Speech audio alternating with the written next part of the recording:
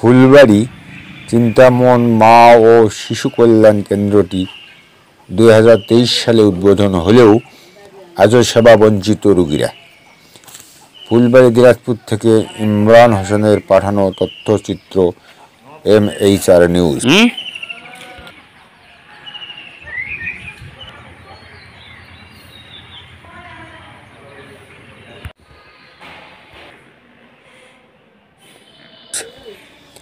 দিনাজপুর জেলার ফুলবাড়ী উপজেলাধীন 10 শয্যা বিশিষ্ট মা ও শিশু কল্যাণ কেন্দ্রটি 2023 সালে উদ্বোধন হলেও আজও সেবা বঞ্চিত রোগীরা।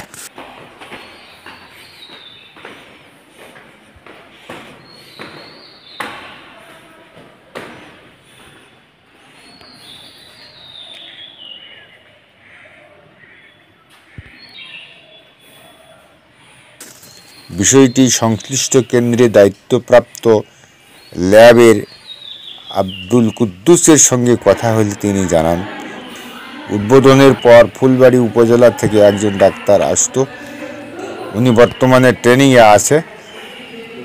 এ বিষয়ে জাকিরুল ইসলাম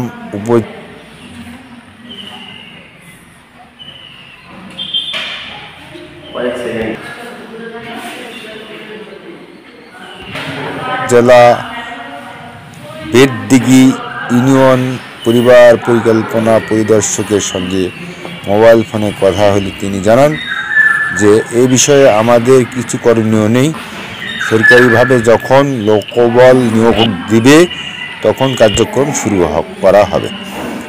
আপনারা রাজনৈতিক ব্যক্তিদের বলেন। এ ব্যাপারে উপজেলা মা ও শিশু কল্যাণ কেন্দ্র অফিসার হাসানুল বান্নার সঙ্গে কথা হলে তিনি জানান, সরকারিভাবে 2 জন মেডিকেল অফিসার নিয়োগ করা হলেই সিজারের কার্যক্রম চালু হবে। আপাতত নর্মাল ডেলিভারির কাজ চলছে।